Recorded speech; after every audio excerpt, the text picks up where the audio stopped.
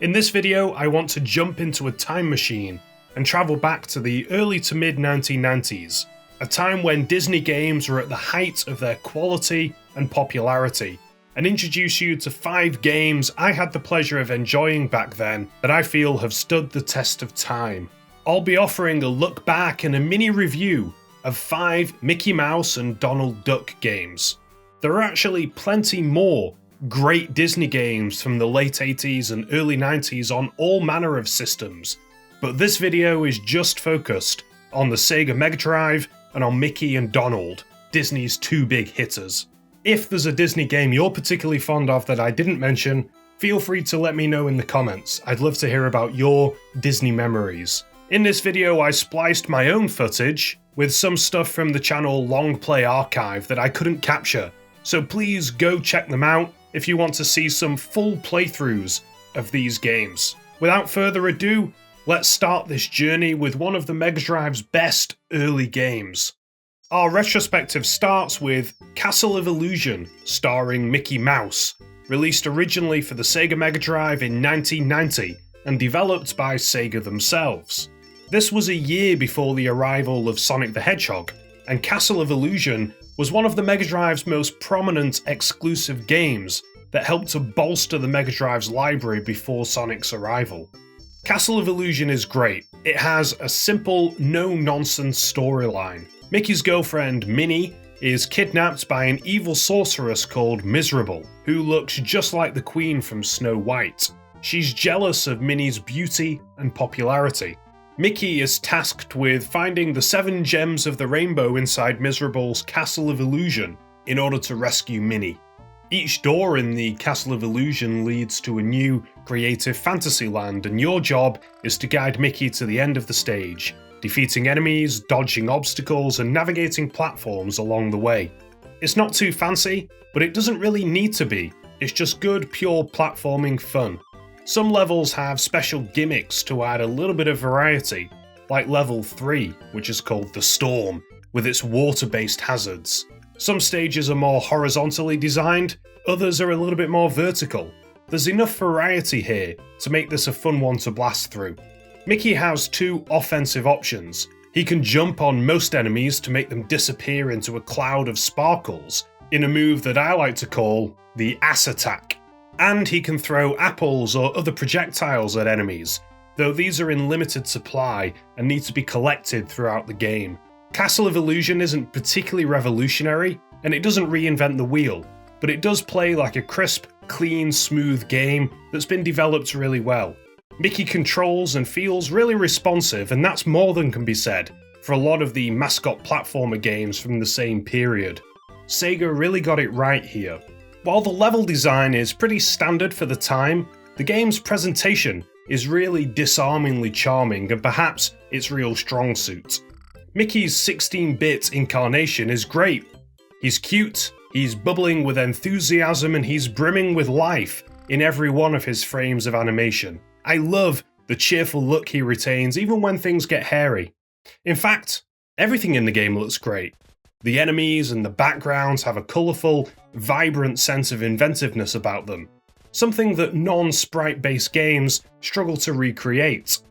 Castle of Illusion had something of a remake that released a few years back, but it's just lacking the soul of this 16-bit original. The early selection of levels are pretty standard stuff. There's an enchanted forest and a toy box level, for example. It's around the game's halfway point, where it really kicks into high gear and its imaginative side really begins to shine.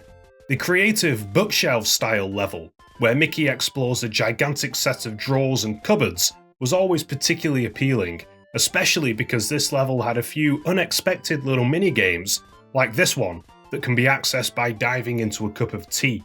The final level is also a nice dark departure from typical Disney fare, and I can't help but sense a hint of Castlevania influence going on here with the way the stage looks. The music and sound design is also suitably charming too. The game's opening level has such an iconic tune. It's got a carefree vibe to it. Overall, Castle of Illusion is a simple and delightful start to the Disney legacy that would continue to build on the Mega Drive. Weird to think that there was a time when a Mickey Mouse game could be amongst a console's best releases. Next up we have Quackshot, starring Donald Duck from 1991. This is another game developed and published by Sega, evidently inspired by Indiana Jones and by DuckTales. This is actually just one of a string of Donald Duck adventure games, the others being released on the Master System, but in my opinion Quackshot is the gold standard. Quackshot sees Donald Duck missing his dinner and engaging on a worldwide quest after discovering a hidden map to the treasure of Great Duck King Garuzia in Uncle Scrooge's library. The map is the first in a series of clues leading to the treasure, with other clues, items and maps being spread across the globe. The adventure takes Donald to such exotic locations as Duckburg, Mexico, Transylvania, India, Egypt and more. Of course, the villainous Pete overhears the legend of King Garuzia's treasure and has his goons stalk Donald the world over. The inclusion of all of these Pete clones as enemies is a little strange. You'd expect the Beagle Boys, who have always been the Duck's enemies in comics and cartoons, to be the villains here, but oh well, I guess Pete will do. Quackshot is essentially a platformer game, but it has more of a non-linear adventure-style overworld, in which players can pick and choose which locations they go to. At the start of the game, for example, players can visit Duckburg, Mexico or Transylvania as their first destination. In truth, the adventure-style gameplay feels a little contrived and old-fashioned at times, and has the player flipping between locations a little too often, particularly early on in the game. The main problem is that Donald can only change levels when in the vicinity of one of these little flags. Occasionally you'll deviate away and then have to trek back to a flag to exit a level, meaning there's a fair bit of backtracking here. It's not a huge problem because it's a short game, but it's worth mentioning. The game actually plays like a light version of Mega Man. Donald is armed with a plunger-firing gun with unlimited ammo, which is used to stun but not permanently dispatch enemies. Throughout the game, different abilities and ammo types can be unlocked. Some of the gun alterations include a more permanent plunger that sticks to walls, which is necessary for exploring levels to their fullest, a popcorn gun that fires in multiple directions, which is great against bosses, and a bubblegum gun, which fires bubbles that dispel illusions. Kinda reminds me of Milo's Secret Castle. The game plays really smoothly, and it's tremendous fun, firing off plungers left, right and centre right into all of the enemies' faces. Donald also has a supersonic style invincibility mode. Make Donald's anger meter fill up all the way by consuming chili peppers, and he'll go on one of his trademark rampages, where he'll knock down enemies and be impervious to damage. It's great. Ultimately, Quackshot is just as charming as Castle of Illusion. Visually, its bold, colourful sprite work is a joy to look at, and the real-world settings make it feel distinctly different from the other Disney games in this video. Thanks to the creative level design, awesome backgrounds and toe-tapping soundtrack, each level has a really unique feel. I don't know about you, but the pyramid levels really creeped me out as a kid. Something about the music and atmosphere of them was just skin-crawling. They really managed to capture that Indiana Jones style sense of freewheeling adventure really well. But for hardcore Disney fans, there's also some nice little cameos to watch out for. In one pyramid you'll meet Goofy, and in Duckburg you can meet Gyro for example. And also Shere Khan from Jungle Book appears as a boss in the India level. There's also a cool Mickey Mouse blimp to spot, travelling through the skies in Duckburg. There's only two mildly negative things to say about this game. First, as nice as the graphics are, a lot of the enemies are completely static, lacking in any animation, making the game look stiffer than other Disney experiences. Also, and more prominently, this game is really difficult. I struggled as a kid and frankly, I struggled replaying it again this year. Overall though, if you're a Donald Duck fan, this is an absolute must-play game. For everyone else, it's still worth checking out. It's a great pick up and play game that I can imagine anyone having fun with. It looks and sounds great, and it's just really satisfying to plunger people in the face. Let's move on to game number 3. Returning to the Illusion series, we have the final Sega-developed Disney game in this video, World of Illusion, starring Mickey Mouse and Donald Duck, released in 1992. World of Illusion has another simple but effective plot. Mickey and Donald discover a strange box when practicing their magic act backstage. The box belongs to evil magician Pete and transports the duo to a world of illusion from which they have to escape and make it home in time for their magic show. The main thing of note about World of Illusion is its playable duo of Mickey and Donald, the most iconic pair of magicians since Penn and Teller. The game can actually be played in 3 different ways. As a single-player experience, you can choose to play as either Mickey or Donald. They both have the same abilities, so there's no discernible playstyle difference between the two. Their only offensive option is using their magical cape, which, when used against enemies, charmingly transforms them into doves, cards, or other magical objects. But Mickey and Donald have divergent stories and totally different levels, which adds a really welcome level of replayability to the game. If you have a friend handy, you can play a third adventure, where you and a buddy take control of both Mickey and Donald at the same time.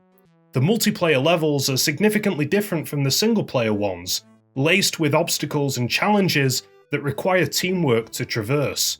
It's something that very few games did back in the 90s, and makes this a really uniquely creative couch co-op game to play. If you don't feel like working with your friend, you can always troll them, which is equally as fun. The fact that the game has 3 different adventures baked into it reminds me of Sonic 3 and Knuckles. Don't get me wrong, World of Illusion isn't quite as good, but it's still incredibly impressive.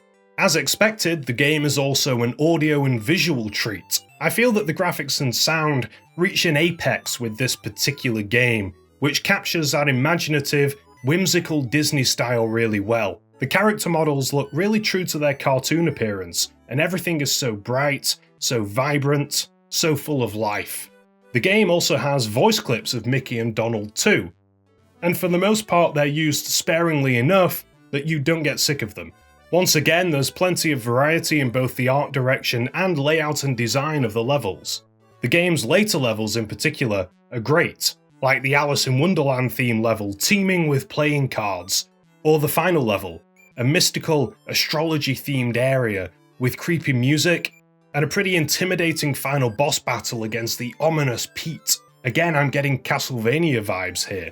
There is, though, a more marked variety in level gimmicks than ever before. Some levels are straight, out-and-out platformers.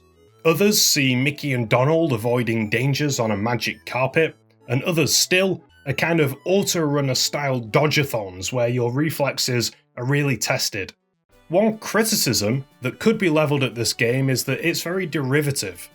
A massive amount of its ideas are rehashes from Castle of Illusion.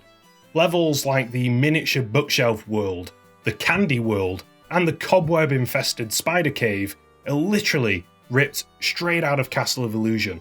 However, and this is just personal opinion, I feel World of Illusion does these levels better. The graphics are bolder, the music is nicer, and one particularly nice new touch is the level transitions, which is again reminiscent of Sonic 3 and Knuckles.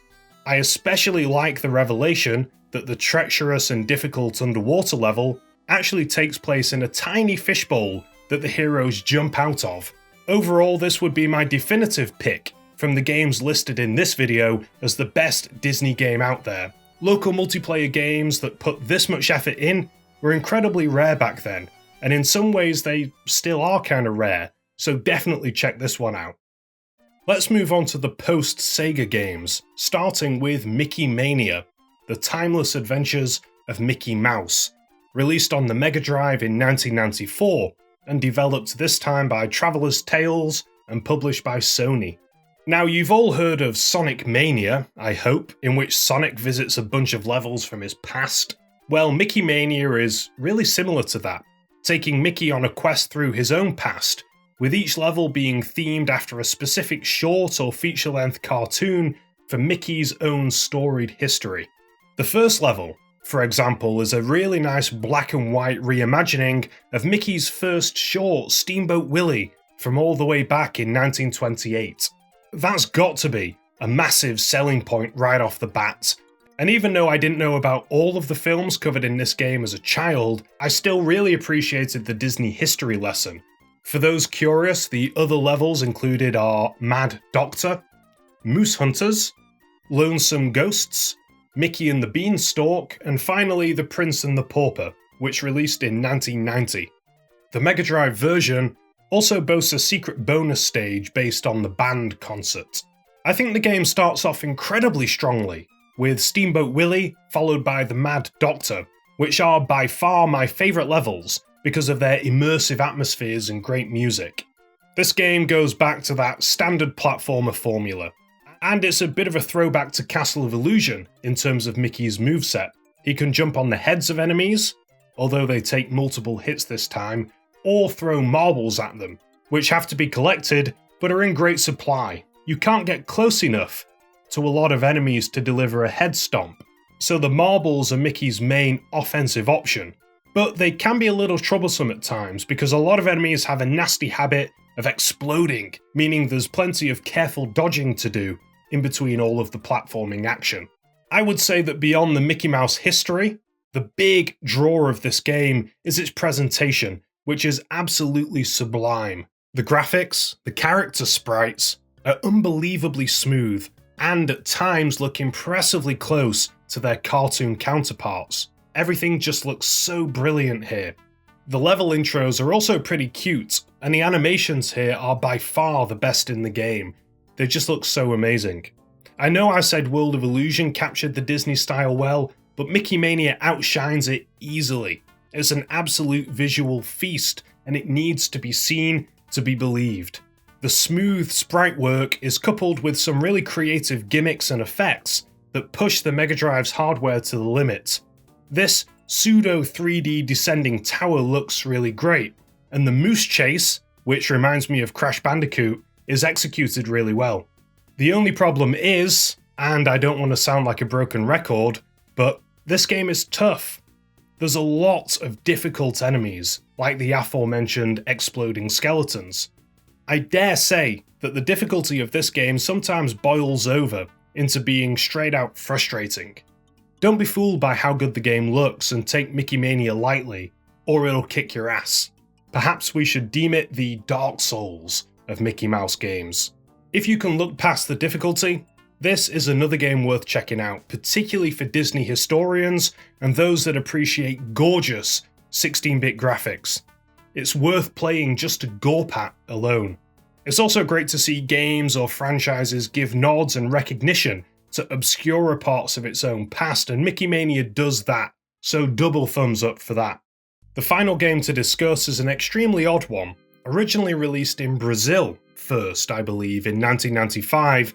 It is Donald Duck in Maui Mallard, which is also known on the SNES as Maui Mallard in Cold Shadow, a Donald Duck game developed and published by Disney Interactive Studios. The game raises an immediate question. Who the heck is Maui Mallard? Maui Mallard is an alias for Donald Duck. He's a Hawaiian shirt-wearing detective character, based on 1980s TV show Magnum P.I. And, by the way, Cold Shadow is another alias of Donald's, adopted when he dons a red blindfold and black ninja garb. I'm no Disney expert, but as far as I know, the Maui Mallard and Cold Shadow aliases have only appeared in this game, and no other forms of media, which makes this game a complete oddity. It's always fascinated me. There were plans for future Maui Mallard appearances, but they never materialised. Now, onto the game. The game's story is suitably mysterious. Maui is visiting a tropical Hawaiian-style resort island on vacation, when the island's Shaban idol goes conspicuously missing. It's up to Maui to trek across the island and recover the idol, winning over the island's hostile natives along the way. The quest for the idol takes Maui through some really unique surroundings, starting in a creepy Luigi's Mansion-style hotel, then through Polynesian temples and thick jungles, and later through an extremely creepy undead crypt with a giant ominous eyeball in the background. Maui Mallard's atmosphere is just so completely different than any of the other Disney games, and it's worth checking out for its weirdness alone. The level design deviates away from the standard action platforming that the other games opted for. Maui Mallard has more of a confusing maze-like design. Each level is comparatively huge, with lots of twists and turns and secret passages to be found. The levels are packed with collectibles absolutely everywhere, and there's plenty of environmental puzzles to deal with. It's an interesting change of pace, and the gameplay style suits the game's atmosphere quite well. My only real complaint is that Maui feels a little choppy to control at times. It's one of those games where you find yourself desperately correcting every single jump that you make so that you actually land on the platform. There's just something a little bit janky about it. Maui is armed with a gun, just like in Quackshot, and he can fire all manner of ammo that can be easily switched out. The gun also allows Maui to navigate around underwater too. After the first level, Maui gains the ability to transform into Cold Shadow the ninja. Cold Shadow is armed with a bamboo stick that can whack enemies and allows him to perform athletic moves to get around. Out of the two, I'd say Cold Shadow's gameplay feels a little more fun. It's just very satisfying smacking enemies around, and the two characters do offer a nice bit of variety throughout the game.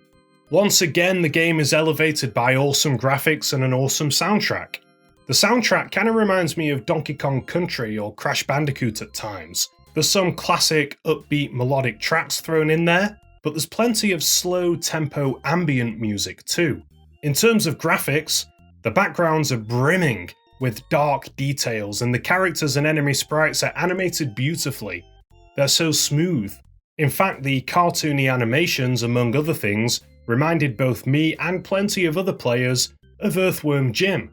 Yes, there's a seemingly endless list of similarities between Maui Mallard and Earthworm Jim. The cartoony animations are one thing, but Maui's short-range gun and the general confusing level design are also reminiscent of Earthworm Jim. Once again, and I'll admit it does feel weird continually bringing this up in a video about Disney games, this game is pretty difficult. The bonus stages in particular are very demanding, but even the regular stages are pretty tricky. They're confusing at the best of times, and I'll admit to getting completely lost once or twice. Plus, they're crawling with enemies and obstacles, which means it's easy for your health to get completely rinsed. But I'll leave it at that because I'm sure you're sick of hearing how much I struggled with a bunch of Disney games designed for kids. Maui Mallard is a bit of a curiosity. In my opinion, it's probably the weakest game of the bunch, hampered by the more confusing non-linear level design and the frustrating gameplay, which is compounded by iffy controls. However, the very idea of this game is so unique that I found myself enthralled by the atmosphere. It's brimming with personality and just feels so completely different to anything else Disney has put out there. If you want a Disney game that's a little different and less sugar-coated than the norm, then this is the perfect pick for you. And that brings my nostalgia-fueled retrospective to a close. Like I said earlier, there are plenty more great Disney games from the 8-bit and 16-bit era, like DuckTales, Lion King, Aladdin, Toy Story, and The Magical Quest. But I wanted to introduce you to, or help you to reminisce about, the games that were relevant to my own childhood. I hope you enjoyed the journey, and I hope this inspires you to check out some really good old-school Disney games. If you know of any Disney treasures I didn't mention, feel free to let me and everyone else know in the comments. Thanks for sticking around. I've got plenty of video game stuff on my channel, including retrospectives, history, and all manner of other stuff, so check it out or subscribe if you want some more. Thanks, and hopefully I'll see you next time. Mickey Mouse.